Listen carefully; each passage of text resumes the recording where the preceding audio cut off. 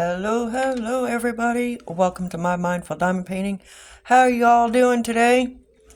I am doing okay. I hope you're doing better. Anyway, if you are new here, hello. Hi, my name is Angie. It's such a pleasure to meet you. If you're coming back to spend some more time with me, thank you so much for coming back. I truly do appreciate it. Today, we are going to do part two. Yes, part two of the Cherokees. Yes. I told you in part one, this was a very large content, or this had very large content to it. So large that my camera decided that it was like, nope, I'm done. So it cut off. I couldn't even say goodbye to you guys. I know. I mean, my camera was just being so rude to you guys. And I'm so sorry about that. So hopefully my camera will hold out for the rest of the content today. All right. So hopefully you have already caught up with part one, or you have already seen part one. And hopefully my camera will hold out for part two and I don't have to record a part three. Because you guys know how much I love doing whipping chats. You guys know how much I love it. Yeah, for those of you who don't know, I don't like whipping chats. So we left off in part one. We started talking about 19th century, or we were getting into the 19th century history of the Cherokee. So I'm going to rewind just a little bit, and then we're going to continue with where I left off, okay? So let's get into it. I hope you guys are enjoying this. I know I am enjoying it. I know I was a little bit tired when I recorded the first part because I totally forgot to record my whip and chat. So it was late. Yeah, and that was last night. So this is 12 hours later, or just about 12 hours later. And hopefully I'm a little bit more refreshed for you guys. Yeah, so sorry about shaking the camera. I had to get my little release paper so that I can have some place to put my tray. Yeah. So, like I said before, or in part one, I don't know how much diamond painting I'm going to get done because I have a lot to read, and I don't have two sets of eyes. I wish I did, but I don't. So, and yes, I do have my coffee.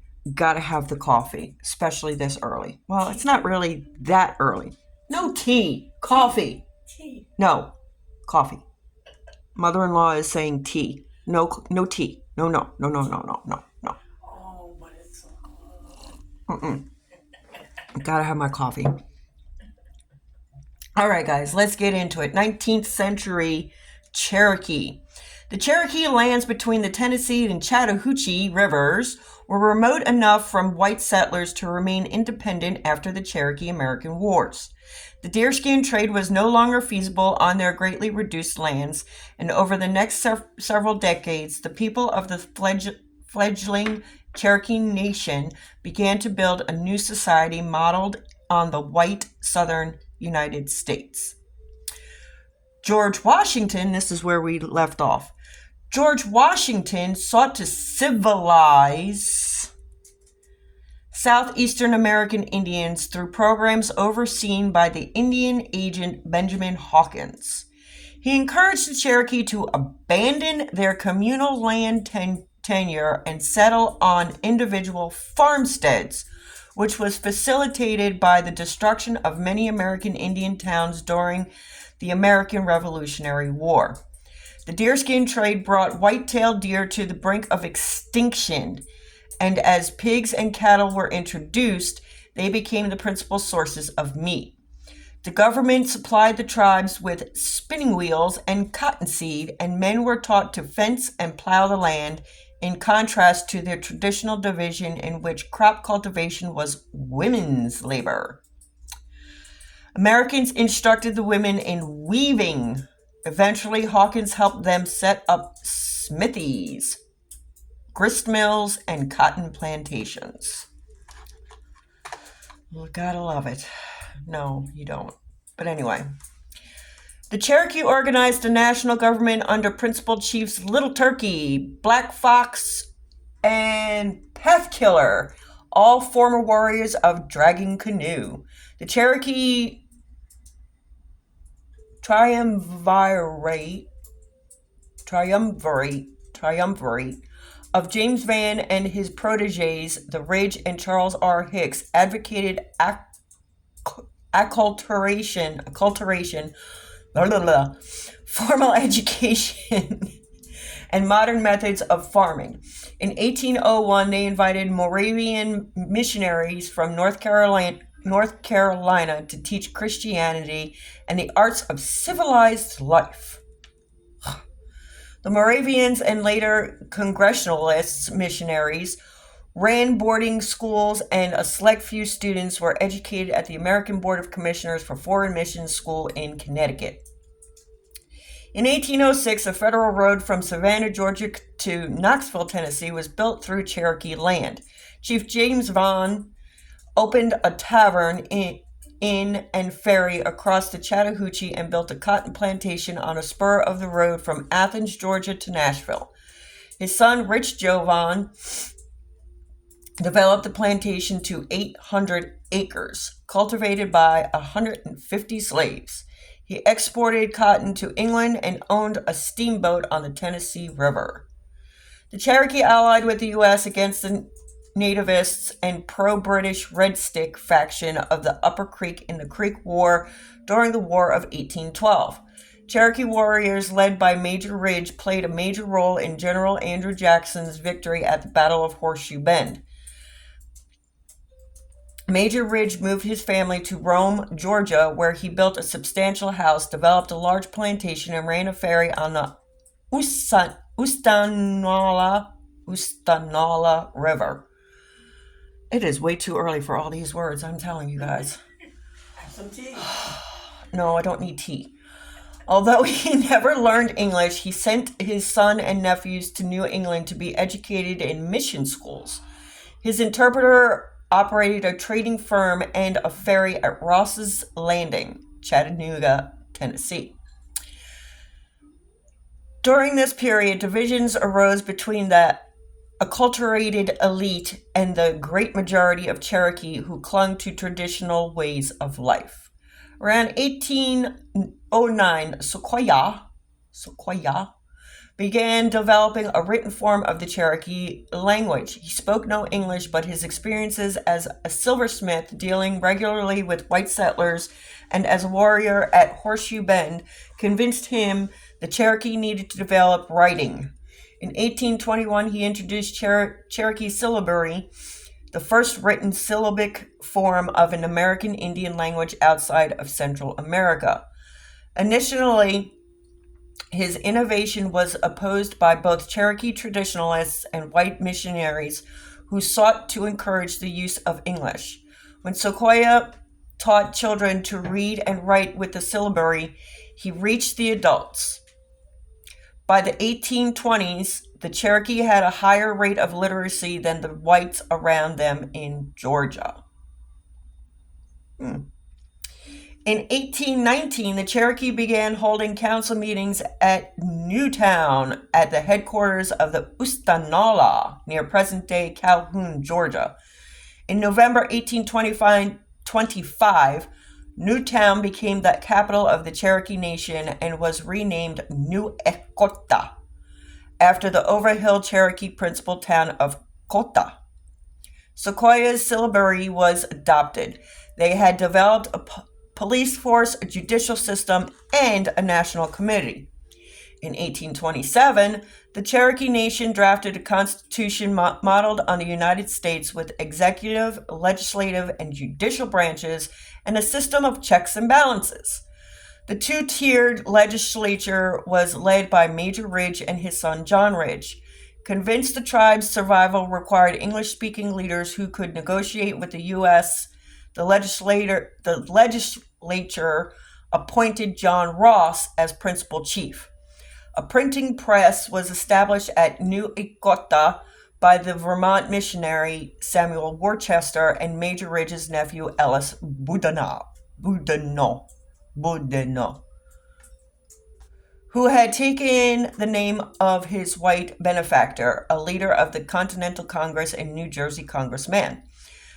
They translated the Bible into Cherokee syllabary, Boudinot,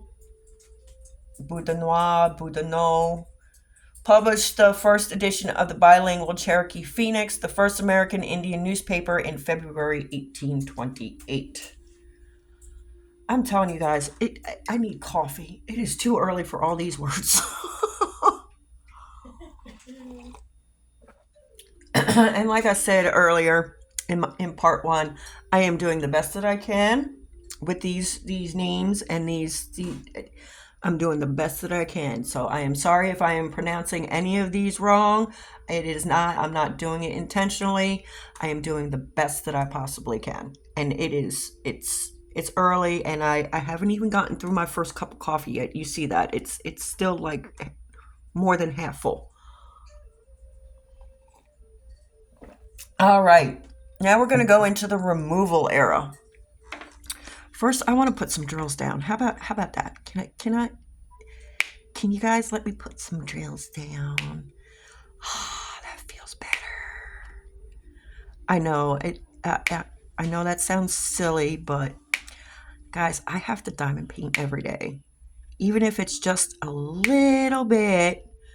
I got to put some drills down. Okay. All right, removal era. This is the part that I'm not going to be happy about, but it's got to be told. Before the first removal to present-day Oklahoma. Hold on.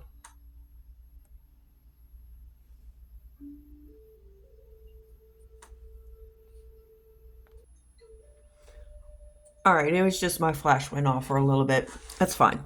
You guys can still see. All right. Before the final removal to present-day Oklahoma, many Cherokees relocated to present-day Arkansas, Missouri, and Texas. Between 1775 and 1786, the Cherokee, along with people of other nations such as the Choctaw and Chickasaw, began voluntarily settling along the Arkansas and Red Rivers. In 1802, the federal government promised to extinguish Indian titles to lands claimed by Georgia in return for Georgia's cession of the western lands that became Alabama and Mississippi. To convince the Cherokee to move voluntarily in 1815, the U.S. government established a Cherokee reservation in Arkansas. Sorry.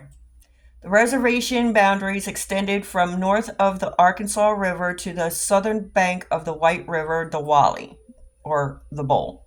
Sequoia, Spring Frog, and Tatsi, Dutch, and their bands settled there. These Cherokees became known as Old Settlers. The Cherokee eventually migrated as far north as the Missouri Boot Heel. Excuse me. Wow, it is really early, guys. The Cherokee eventually migrated as far north as the Missouri Boot Heel by 1816. They lived interspersed among the Delawares and Shawnees of that area. The Cherokee and Missouri Territory increased rapidly in population from 1,000 to 6,000 over the next year between 1816 and 1817. According to reports by Governor William Clark, increased conflicts with the Osage Nation led to the Battle of Claremore Mound and the eventual establishment of Fort Smith between Cherokee and Osage communities. In the Treaty of St. Louis in 1825, the Osage were made to cede and relinquish to the United States all their right, title, interest, and claim to lands lying within the state of Missouri and territory of Arkansas. To make room for the Cherokee and the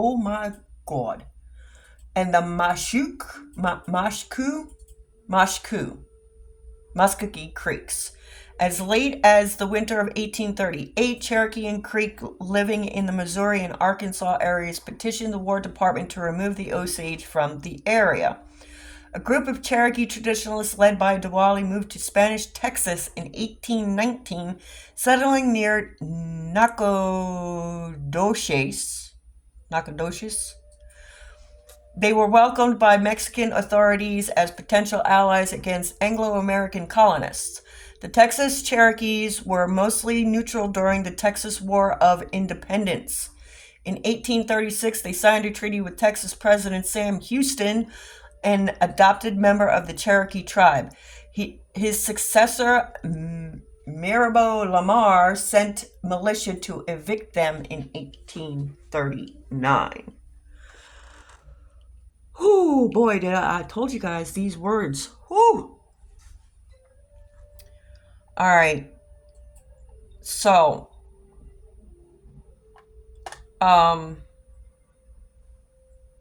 we're gonna talk about something that I really don't like to talk about, but it is part of Cherokee history. It is part of Native American history.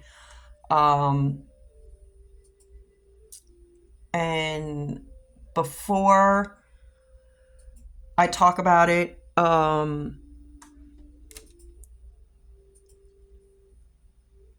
don't think any Native American likes to hear about this. It's not a pleasant time in history. So what I want to also do is I want to take this time to pay respects to all of the ancestors that unfortunately lost their life during this time. It should not have happened. I don't understand why it happened. I don't think our ancestors understood why it happened either, but it did happen nonetheless. And we lost a lot of our ancestors during this time. And yeah, we don't like to talk about it because it was unnecessary. But here we go, guys. If you don't know what I'm talking about, we're going to now jump into the Trail of Tears.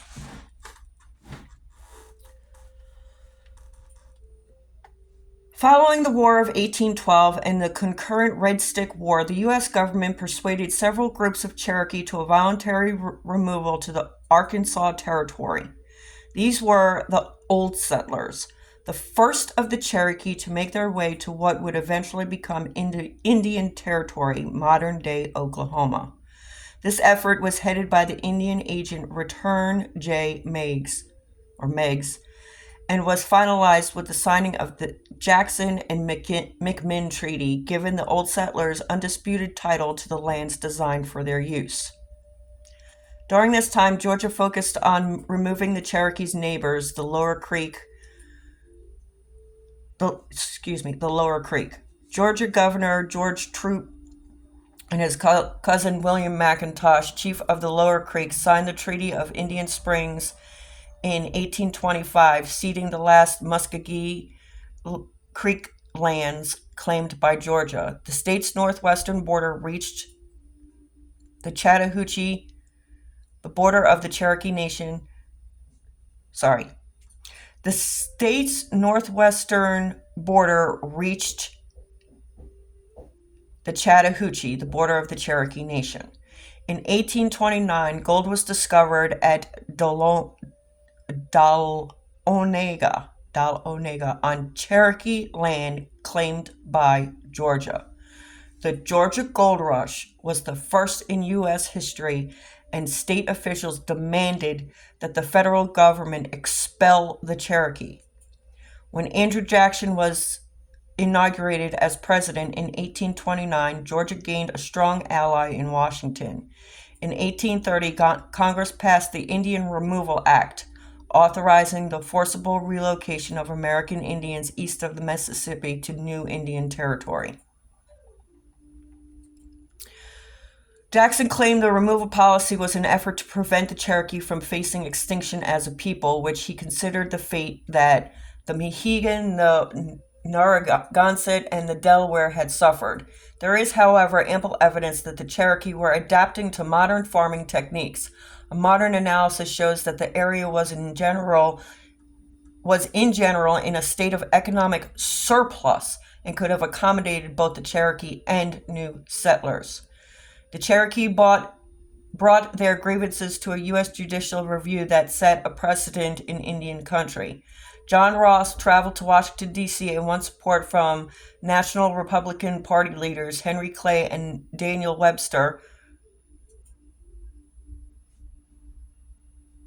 Hold on, let me reread that. John Ross traveled to Washington, D.C. and won support from National Republican Party leaders Henry Clay and Daniel Webster.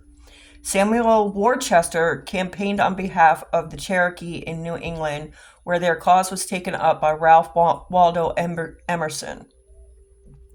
In June 1830, a delegation led by Chief Ross defended Cherokee rights before the U.S. Supreme Court in Cherokee Nation versus Georgia.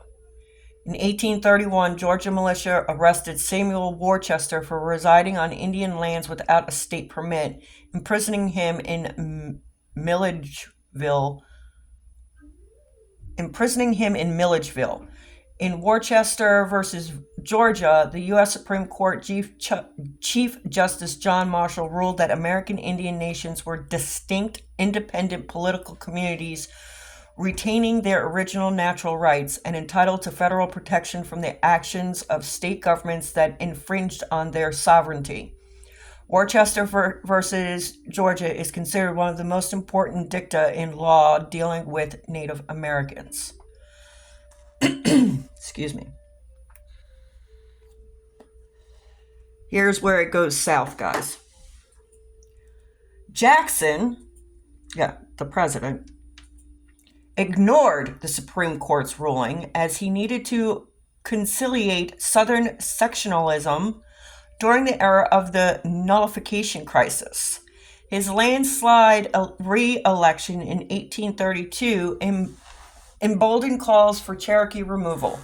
Georgia sold Cherokee lands to its citizens in a land lottery, and the state militia occupied New Echota. The Cherokee National Council, led by John Ross, fled to Red Clay, a remote valley north of Georgia's land claim. Ross had the support of Cherokee traditionalists who could not imagine removal from their ancestral lands. A small group known as the Ridge Party or the Treaty Party saw relocation as inevitable and believed the Cherokee Nation needed to make the best deal to preserve their rights in Indian territory. Led by Major Ridge, John Ridge, and Elias Boudinot, they represented the Cherokee elite, whose homes, plantations, and businesses were confiscated or under threat of being taken by white squatters with Georgia land titles. With capital to acquire new lands, they were more inclined to accept relocation. On December 29, 1835, the Ridge Party signed the Treaty of New Echota, stipulating terms and conditions for the removal of the Cherokee Nation. In return for their lands, the Cherokee were promised a large tract in the Indian Territory, $5 million and $300,000 for improvements on their new lands. John Ross gathered over 15,000 signatures for a petition to the U.S. Senate insisting that the treaty was invalid because it did not have the support of the majority of the Cherokee people. The Senate passed the Treaty of New Echota by a one-vote margin. It was enacted into law in May 1836. 2 years later, Martin Van Buren ordered 7,000 federal troops and state militia under General Winfield Scott into Cherokee lands to evict the tribe. Over 16,000 Cherokee were forcibly relocated westward into Indian Territory in 1839 to 1838 to 1839, a migration known as the Trail of Tears.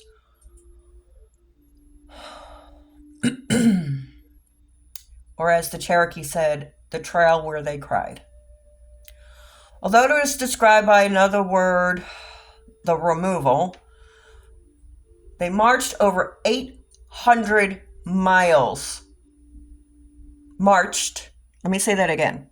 They marched by foot over 800 miles across Tennessee, Kentucky, Illinois, Missouri, and Arkansas. 1, 2, 3, 4, 5 states. They walked across 5 states. The people suffered from disease, exposure, and starvation, and as many as 4,000 died. That's nearly a fifth of the population. As some Cherokees were slaveholders, they took enslaved African Americans with them west of the Mississippi. Intermarried European Americans and missionaries also walked the Trail of Tears. Ross preserved a vestige of independence by negotiating permission for the Cherokee to conduct their own removal under U.S. supervision. In keeping with the tribe's blood law that prescribed the death penalty for Cherokee who sold lands, Ross's son arranged the murder of the leaders of the Treaty Party. On June 22, 1839, a party of 25 Ross supporters assassinated Major Ridge, John Ridge, and Elias Boudinot. The party included Daniel Colston, John Van Archibald, James and Joseph Spear. Boudinot's brother Stand Waddy fought and survived that day, escaping to... Oh, wait a minute. Sorry, I didn't see the period there. The party included Daniel Colston, John Van Archibald, and James and Joseph Spear. Boudinot's brother Stan Waddy fought and survived that day, escaping to Arkansas. In 1827, Sequoyah had led a delegation of old settlers to Washington, D.C. to negotiate for the exchange of Arkansas land for land in Indian Territory. After the Trail of Tears, he helped mediate divisions between the old settlers and the rival factions of the more recent arrivals. In 1839, as president of the Western Cherokee, Sequoyah signed an act of union with John Ross that reunited the two groups of the Cherokee Nation. There you have it, guys. All right, let's go to the Eastern Band. The Cherokee living along the Oconaluftee River in the Great Smoky Mountains were the most conservative and isolated from European American settlements. They rejected the reforms of the Cherokee Nation. When the Cherokee government ceded all territory east of the Little Tennessee River to North Carolina in 1819, they withdrew from the nation. William Holland Thomas, a white store owner and state legislator from Jackson County, North Carolina, helped over 600 Cherokee from Quallatown obtain North Carolina citizenship, which exempted them from forced removal. Over 400 Cherokee either hid from federal troops in the remote Snowbird Mountains under the leadership of Sally, or belonged to the former valley towns or area around the Kiowa River.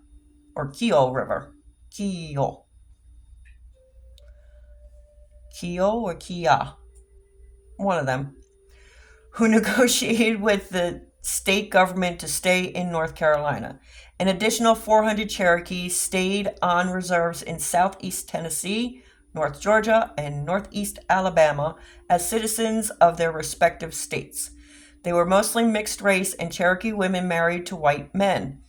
Together, these groups were the ancestors of the federally recognized Eastern Band of Cherokee Indians and some of the state-recognized tribes in surrounding states.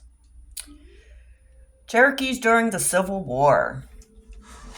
All right. Give my eyes a break just 1 second, and then we'll get into the Civil War. Take a sip of coffee. Yes, I need a sip of coffee. Whew.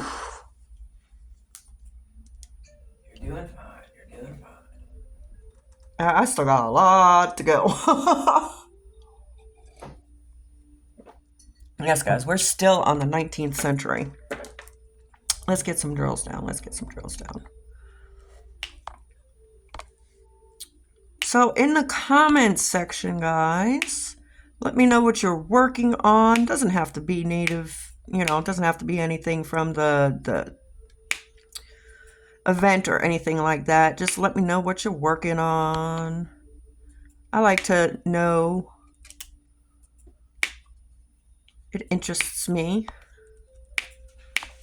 Like I said, it doesn't have to be about the event. I love hearing about what you guys are working on. If you do want to follow along in the event and see what everybody is doing, in the description box down below, there is a link to the event Facebook group that Bestie and I are hosting this month. So be sure to click on that link and check it out. We've got a lot of nice, pretty cool stuff going on in that Facebook group, guys. I am loving seeing what everybody is working on. I know I'm putting a lot more than just a few drills down, but I need a break from reading. Alrighty. Let's get into the Civil War, shall we? Sure. All right, Cherokee in the American Civil War. The American Civil War was devastating for both East and Western Cherokee. The Eastern Band, aided by William Thomas, became the Thomas Legion of Cherokee Indians and Highlanders fighting for the Confederacy in the American Civil War. Cherokee and Indian Territory divided into Union and Confederate factions. Stan Wadey, the leader of the Ridge Party, raised a regiment for the Confederate service in 1861. John Ross, who had reluctantly agreed to ally with the Confederacy, was captured by federal troops in 1862. He lived in a self-imposed exile in Philadelphia, supporting the Union. In the Indian Territory, the National Council of those who supported the Union voted to abolish slavery in the Cherokee Nation in 1863, but they were not the majority slaveholders, and the vote had little effect on those supporting the Confederacy. Wadey was elected principal chief of the pro-Confederacy majority, a master of hit-and-run cavalry tactics. Wadey fought those Cherokee loyal to John Ross and federal troops in Indian Territory and Arkansas, capturing Union supply trains and steamboats and saving a Confederate army by covering their retreat after the Battle of Pea Ridge in 1862. He became a brigadier general of the Confederate States. The only other American Indian to hold the rank in the American Civil War was Eli S. Parker with the Union Army. On June 25, 1865, 2 months after Robert E. Lee surrendered at Appomattox, I can say it, guys. It's just early. Stan Wadey became the last Confederate general to stand down. Reconstruction and late 19th century. After the Civil War, the U.S. government required the Cherokee Nation to sign a new treaty because of its alliance with the Confederacy. The U.S. required the 1866 treaty to provide for the emancipation of all Cherokee slaves and full citizenship to all Cherokee freedmen and all African Americans who chose to continue to reside with tribal lands, so that they shall have all the rights of native Cherokees. Both before and after the Civil War, some Cherokee intermarried or had relationships with African Americans, just as they had with whites. Many Cherokee freedmen have been active politically within the tribe. The U.S. government also required easement rights to the western part of the territory, which became the Oklahoma Territory, for the construction of railroads. Development and settlers followed the railroads. By the late 19th century, the government believed that Native Americans would be better off if each family owned its own land. The Dawes Act of 1887 provided for the breakup of commonly held tribal land into individual household allotments. Native Americans were registered on the Dawes rolls and allotted land from the Common Reserve. The U.S. government counted the remainder of tribal land as surplus and sold it to non-Cherokee individuals. The Curtis Act of 1898 dismantled tribal governments, courts, schools, and other civic institutions. For Indian Territory, this meant the abolition of the Cherokee courts and government systems. This was seen as necessary before the Oklahoma and Indian Territories could be admitted as a combined state. In 1905, the 5 civilized tribes of the Indian Territory proposed the creation of the state of Sequoia as one to be exclusively Native American, but failed to gain support in Washington, D.C. In 1907, the Oklahoma and Indian Territories entered the Union as the state of Oklahoma. There you go. All right. By the late 19th century, the Eastern Band of Cherokee were laboring under the constraints of a segregated society. In the aftermath of Reconstruction, conservative white Democrats regained power in North Carolina and other southern states. They proceeded to effectively disenfranchise all blacks and many poor whites by new constitutions and laws related to voter registration and elections. They passed Jim Crow laws that divided society into white and colored, mostly to control freed men. Okay. Cherokee and other Native Americans were classified on the colored side and suffered the same racial segregation and disenfranchisement as former slaves. They also often lost their historical documentation for identification as Indians when the southern states classified them as colored. Lovely. Blacks and Native Americans would not have their constitutional rights as U.S. citizens enforced until after the Civil Rights Movement secured passage of civil rights legislation in the mid-1960s, and the federal government began to monitor voter registration in elections as well as other programs. Tribal land jurisdiction status. On July 9th, 2020, let's go to almost present day.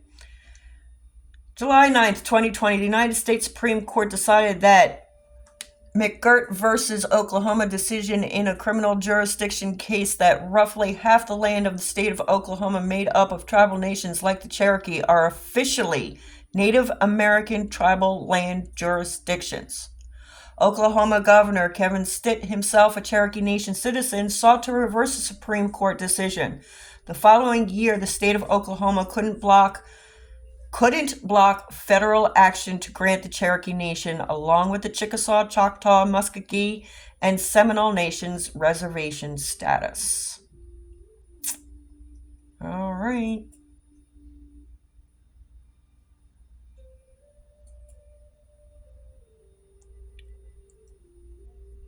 All right, let's go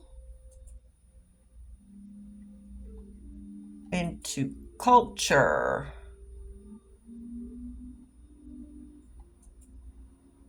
And then we are almost done, guys. Yep. Almost done. Almost. Which is good because my voice. All right. Culture. Let's start with spirituality. This is a short, it's like 2 sentences. Spirituality. The Cherokee believed that the world is divided into 2 major spiritual forces. Red, war, in parentheses, means war, success, youth, and white, meaning peace, introspection, old age. That's their spirituality. Cultural institutions. The Qualla Arts and Crafts Mutual Incorporated of Cherokee, North Carolina is the oldest continuing Native American art cooperative. They were founded in 1946 to provide a venue for traditional Eastern Band Cherokee artists. The Museum of Cherokee Indian, also in Cherokee, displays permanent and changing exhibits, houses, archives, and collections important to Cherokee history, and sponsors cultural groups such as the Warriors of Annie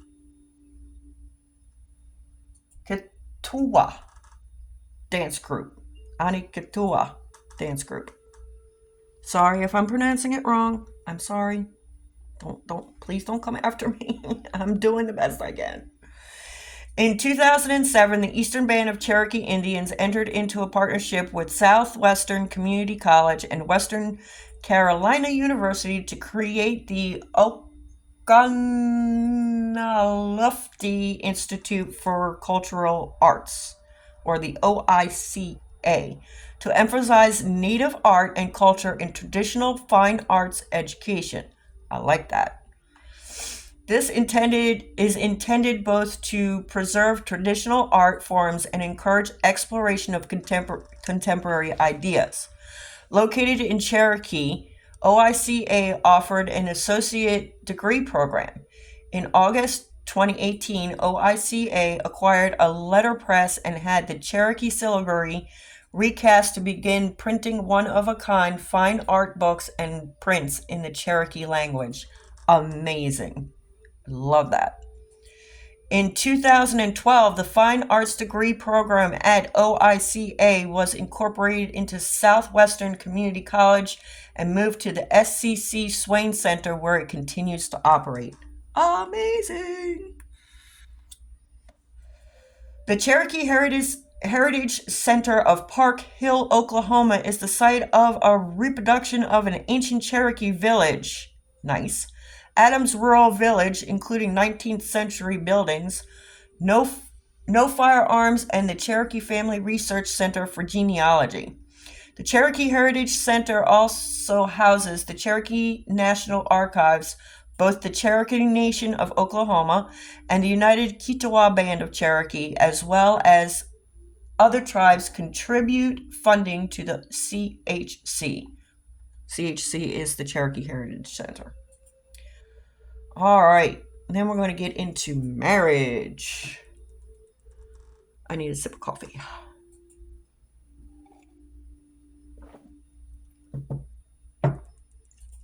All right. Let me get some drills down. Can't get some drills down. Am I going to be able to get these down? I don't know. Yay. Yay. All right. Before the 19th century, you ready? Oh my goodness, you guys saw that. Oh well, guess I'm not diamond painting anymore because I have a mess to clean. Yay. All right. Marriage. Before the 19th century, polygamy was common among the Cherokee, especially by elite men.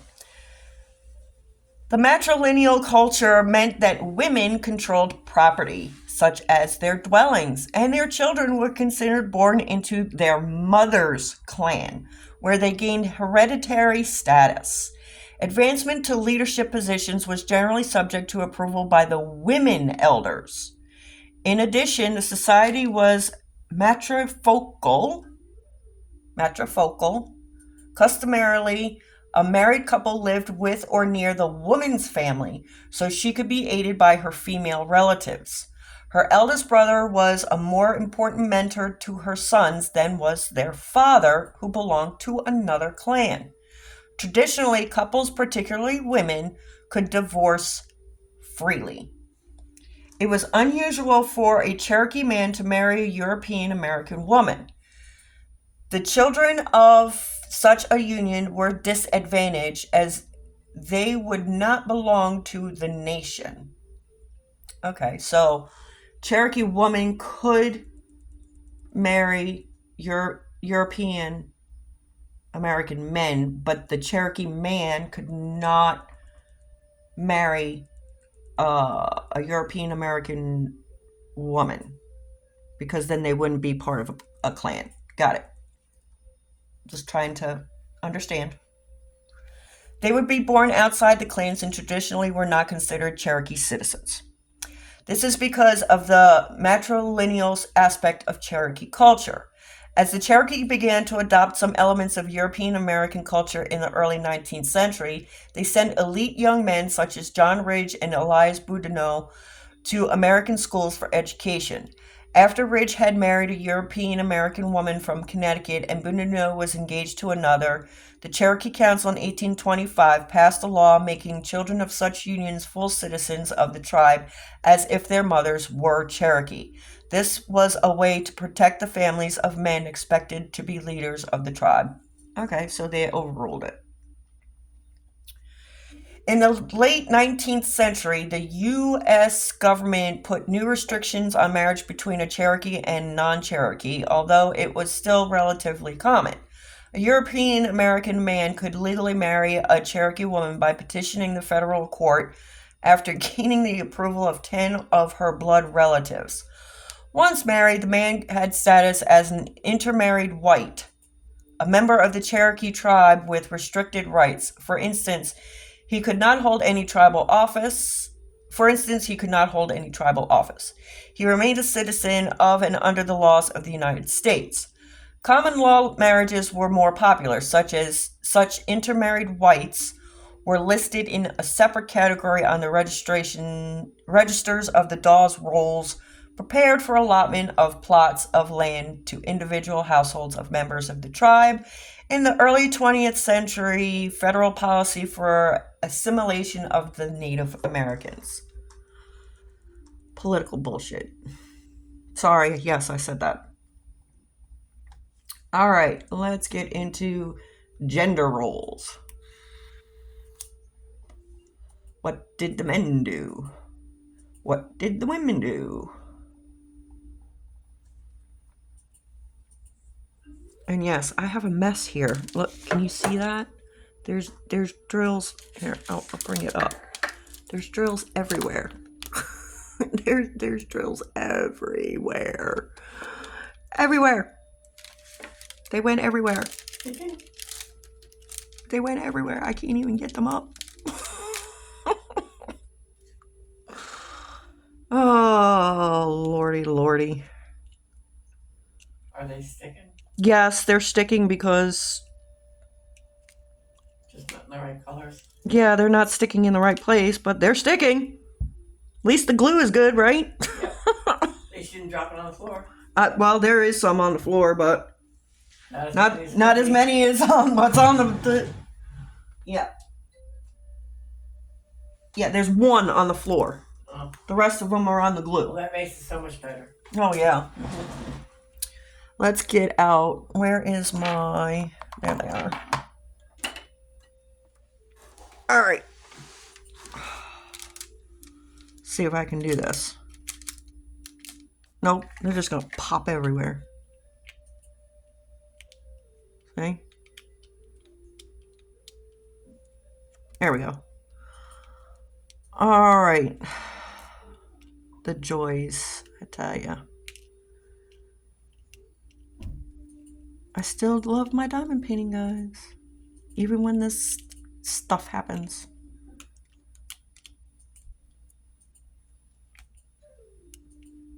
Come on. Thank you. All right. Men and women have historically played important, yet at times different roles in Cherokee society. Okay. All right, there's a 1 there. I'll put that one there.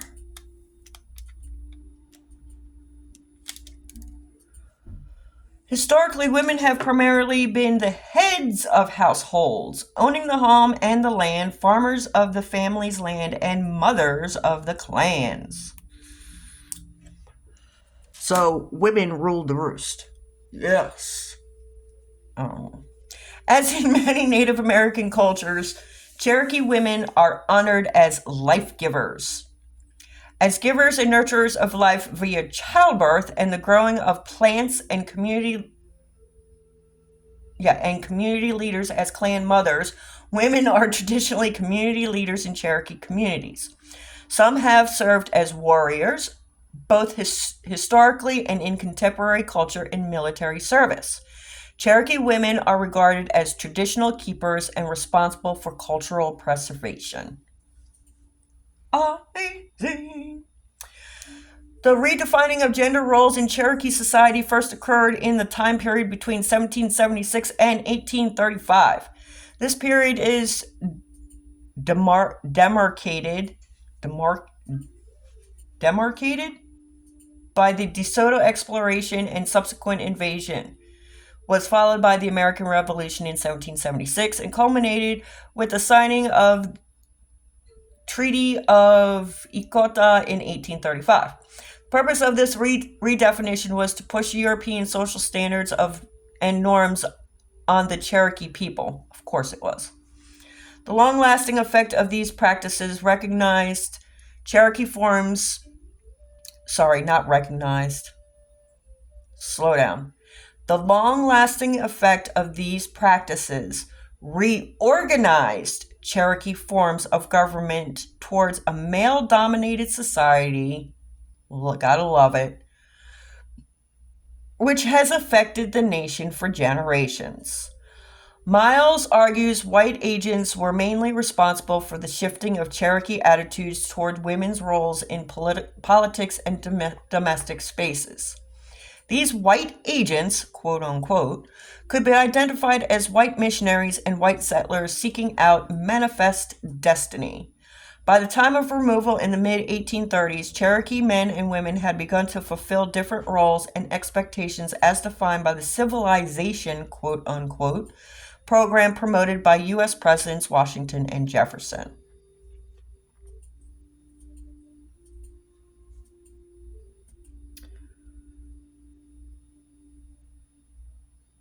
All right, let's get into Cherokee freedmen controversy, slavery among the Cherokee. Slavery was a component of Cherokee society prior to European colonization, as they frequently enslaved enemy captives taken during times of conflict with other indigenous tribes. That was normal, guys. So if one tribe was fighting another tribe, they would take the other tribes basically hostage or take them captive, and then they would become that tribe's slaves. That was common. But they were still treated with somewhat respect. I will say that. By their oral tradition, the Cherokee viewed slavery as a result of an individual's failure in warfare and as a temporary status pending release or the slave's adoption into the tribe. See what I said? So they would take them, they would use them, but they would also be offered an adoption into the tribe. So to go from one tribe and then become the other tribe. So they weren't like slaves. They were just, I don't know how to explain it. They were taken in as family, basically, and they were given the option to become adopted by the tribe. During the colonial era, Carolinian settlers purchased or impressed Cherokees as slaves during the late 17th century and early 18th century. The Cherokee were also among the Native American peoples who sold Indian slaves to traders for use as laborers in Virginia and further north. They took them as captives in raids on enemy tribes. As the Cherokee began to adopt some European American customs, they began to purchase enslaved African Americans to serve as workers on their farms or plantations, which some of the elite families had in the antebellum years. When the Cherokee were forcibly removed in the Trail of Tears, they took slaves with them and acquired others in Indian territories. All right. So there's one little section about treaties. Actually, it's one sentence. The Cherokee have participated in at least 36 treaties in the past 300 years. All right, let's talk about modern Cherokee tribes, and then we are done. So there are 3 modern Cherokee tribes. Let's talk about the first one, the Cherokee Nation. During 1898 to 1906, the federal government dissolved the former Cherokee Nation to make way for the incorporation of Indian Territory into the new state of Oklahoma. Okay. Sorry, just making sure I'm still recording. From 1906 to 1975, the structure and function of the tribal government were defunct except for the purposes of DOI.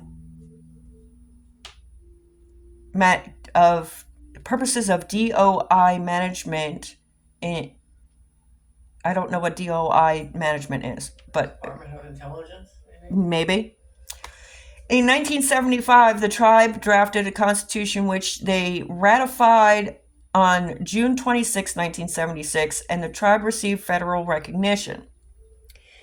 In 1999, the Cherokee Nation changed or added several provisions to its constitution, among them the designation of the tribe to be Cherokee Nation, dropping of Oklahoma.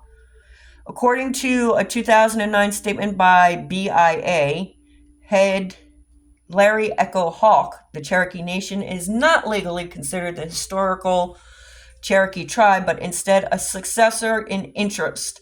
The attorney of the Cherokee Nation has stated that they intend to appeal this decision. The modern Cherokee Nation in recent times has expanded economically, providing equality and prosperity for its citizens. Under the leadership of Principal Chief Bill John Baker, the nation has significant business, corporate, real estate, and agricultural interests. The Cherokee Nation controls Cherokee Nation Entertainment, Cherokee Nation Industries, and Cherokee Nation businesses. Cherokee Nation Incorporated is a very large defense contractor and creates thousands of jobs in eastern Oklahoma for Cherokee citizens. The Cherokee Nation has constructed health clinics throughout Oklahoma, contributed to community development programs, built roads and bridges, constructed learning facilities and universities for its citizens, instilled the practice of Gaduji and self-reliance, revitalized language immersion programs for its children and youth, and is a powerful and positive economic and political force in eastern Oklahoma.